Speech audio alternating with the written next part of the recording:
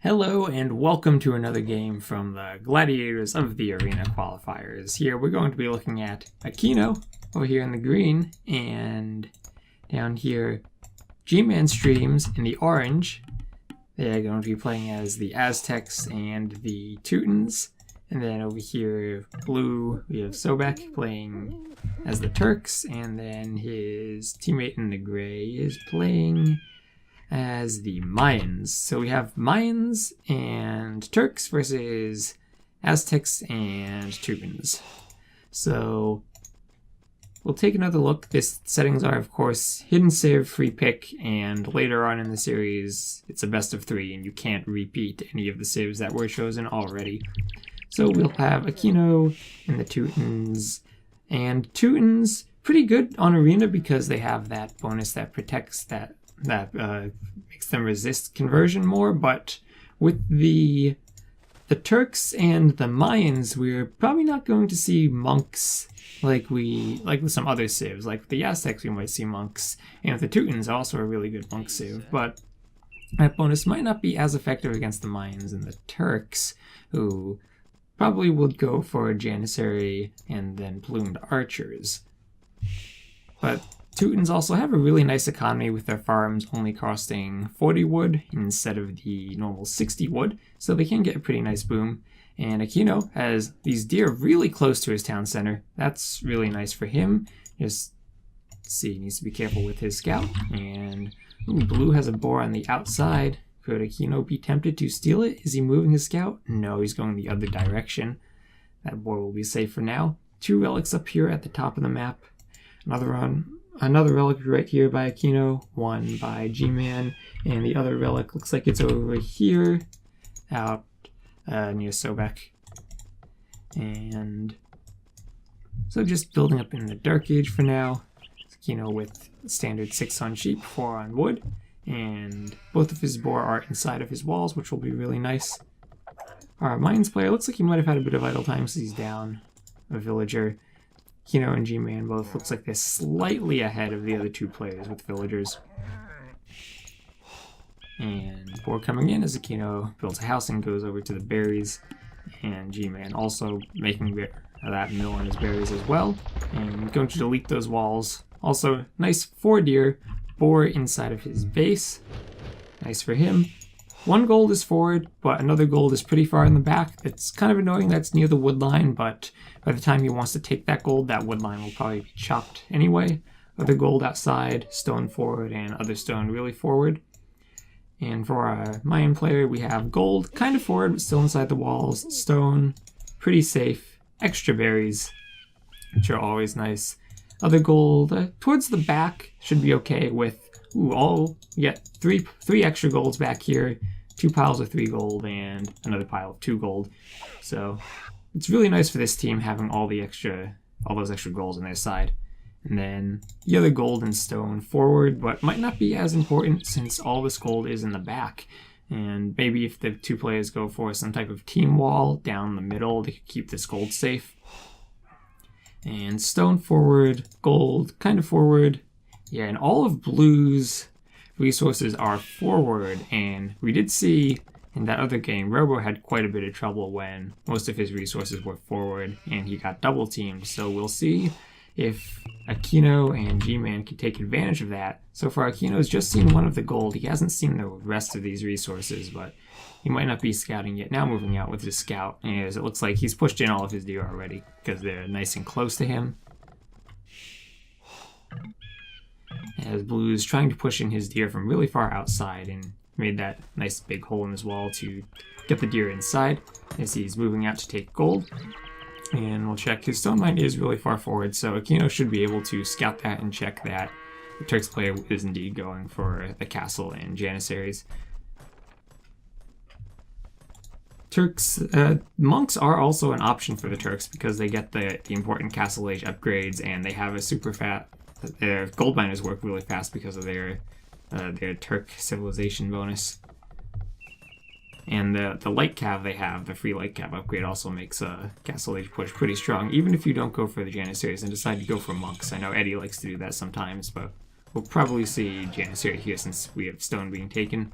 And Akeno went up on 26 population, looks like, puts down the blacksmith in the market. And has quite a few villagers on wood here. Looks like he has 10 lumberjacks. Since he is the Teutons, he might not need quite as many villagers on wood since these farms are so cheap. And we see he does have quite a bit of wood stockpiled already, but was missing a tiny bit of food there and wasn't able to click up immediately right when he had the market and the blacksmith up. He's putting one of those villagers inside of that gold mine to help it mine more efficiently. Could have stuck both of them in there if he wanted to. And see, G-Man also going for a blacksmith and market and putting lots of villagers on gold, so it looks like he's going to be making some monks. And Akeno is flaring something. The inside of his base, probably just his location. So you'll see that he's taking stone. And he will scout the location of that gold, but Akeno has moved 4 villagers over to gold, so now he might be going for monks. Maybe he's trying to make an adjustment now that he's seen all of these forward resources. If he had gone for, say, archers or something, he could try to do crossbowmen and bodkin arrow and try to harass those villagers and keep them off of that stone pile. Also off of that gold mine too, since they're so far forward.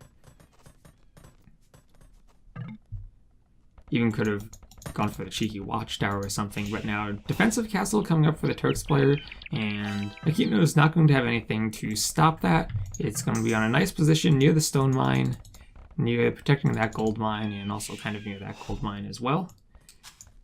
And we see that there's that Turk light cav. Looks like that's getting some kills on. Ooh, that's rough. G-Man lost quite a few. Looks like 1-2 dead villagers there because of that Turk light cav. And we see only 3 HP lost on that light cav, so good job keeping it alive and giving the map control to allow Gray to come forward with this castle. And it's going to be a good location because it's going to secure this gold, this stone, and keep the pressure off of this main gold as well. And Akeno sees that there's a castle there, but no way one scout cavalry is going to be able to stop that from going up. Meanwhile, we see Blue scouting Akeno as he's still taking more stone, and we'll see, is he not producing Janissary yet? Oh, just coming out with the first one now, as G-Man has lost those villagers and is behind a bit population, while Akeno went for 3 town centers and is just now putting up a monastery. And we'll see how our blue player decides to push. Could even go for some petards and try to get through that wall. Akeno does at least have a town center on one of his gold mines to help keep it safe. Could maybe try to make a secondary wall from that monastery down to the market, and then also from these trees over towards the monastery to try to just give him a bit more space to help defend from those Janissaries, give him a second layer of wall. But now G-Man doing redemption. Has he seen that siege workshop? As the Mayans player is putting the town center in a location to help protect that gold, keep it extra safe behind that castle. And now 2 town centers for the Mayans player, but so far looks like only 1 town center so far for G-Man. So he's going double monastery, 1 town center. It looks like he even lost a monk there. Akeno needs to bring that scout over to help defend that monk against the eagle, or else it could get picked off. But now he's starting the conversion, and eagle just getting deleted. Eagle probably could have just ran away, didn't really need to delete it there, but late reaction, not attacking the monk right at the start, and ends up costing him that eagle. As the plumed archers are coming forward, and there is at least a tiny piece of wall back there between the 2 monasteries, so Plume's not going to get in, but they could stop this relic. They will pick off that monk there, and that relic going to go the other way. No, he's just going to drop the relic and try to run the monk, but no, he'll just get picked off. Even with all that Aztec HP, not enough for a single monk to get a conversion. And now monks collecting the relics for blue, and 2 petards. Looks like he's going to go for that petard bust to get the Janissary into Akeno's base, and Akeno really doesn't have any defense behind this. He's scouted that castle, and you can see that it's garrisoned with Janissary, and Turks player only on 2 town centers. Akeno does have a 15 villager lead, but he's really vulnerable. He's going for just a pure boom without any defense at all. He knows he's against a Turks player that can be very aggressive with this Castle Age push and hasn't really committed to defending it at all. He only has 2 monks and a scout cavalry, and that's not going to do much against the Janissary here. And especially if this group of plumed archers comes over to double after that, after those petards take out that wall. And here they come, and we'll see what does blue see. Okay, he doesn't really. Oop. I somehow switched players without switching players. Okay, he sees that there is a wall. He doesn't know where any of Akeno's resources are other than that gold. But here come the petards, and he's in. And Akeno has no defenses behind this, and only 2 monks. Doesn't even have up a siege workshop for a mangonel. That villager is still trapped, and 1 monk going down to the light cav already. A 2nd monk going down to the Janissaries. 3 monks going down, not getting a single conversion, only managing to. That might have been a delete on the light cav just so it didn't get converted.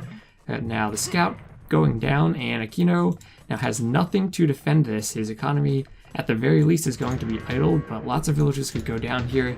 Siege workshop going up at the back, but he got very greedy trying to go for that quick 3TC boom, and not really going to pay off since he's so close to this aggressive Turks player, and the Turks player can just pressure him.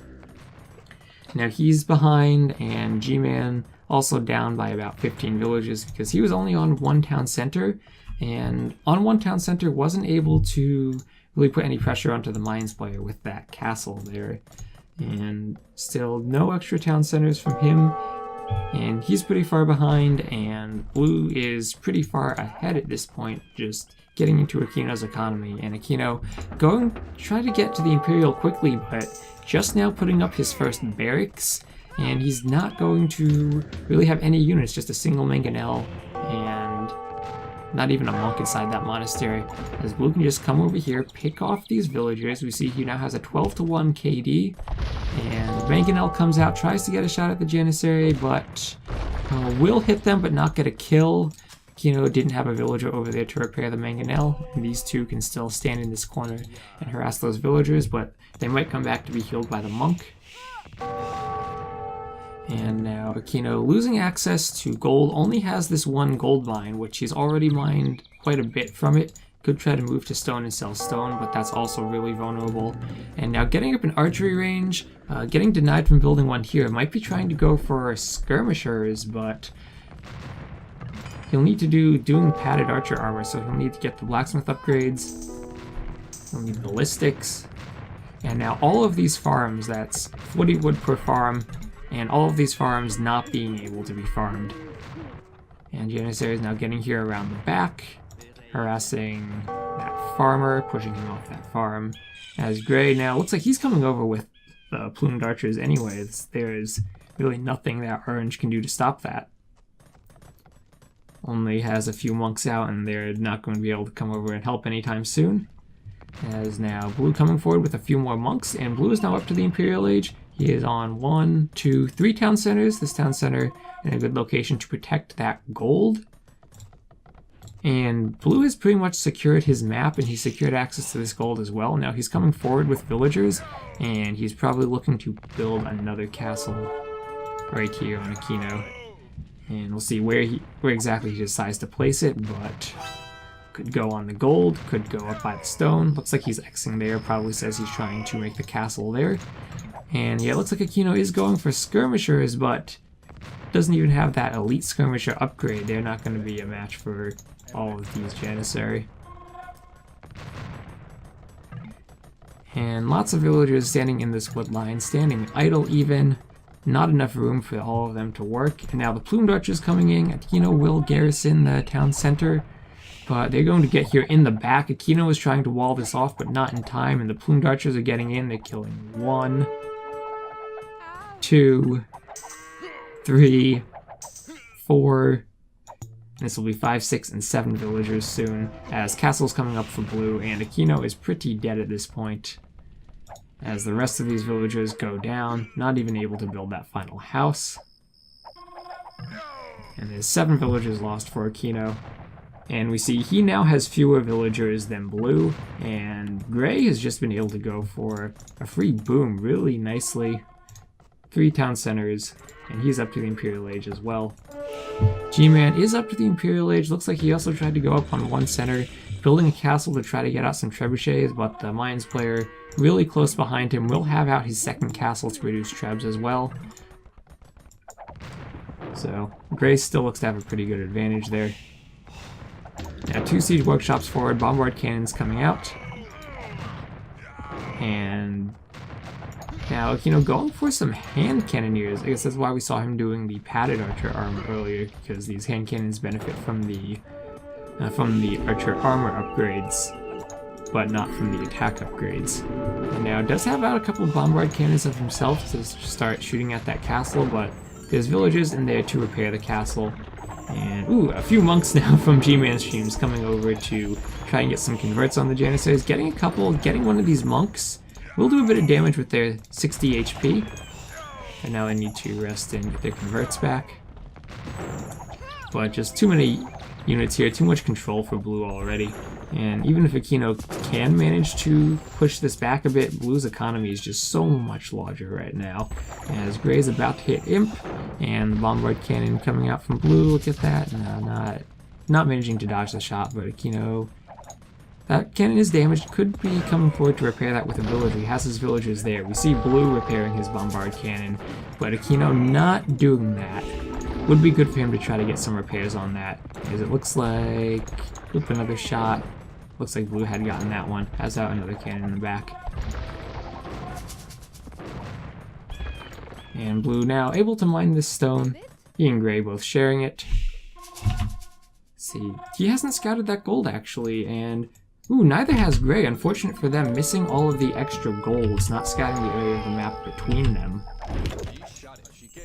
It's important because these 2v2 medium-sized 4-player maps have a different distribution of extra resources than the normal 1v1 maps.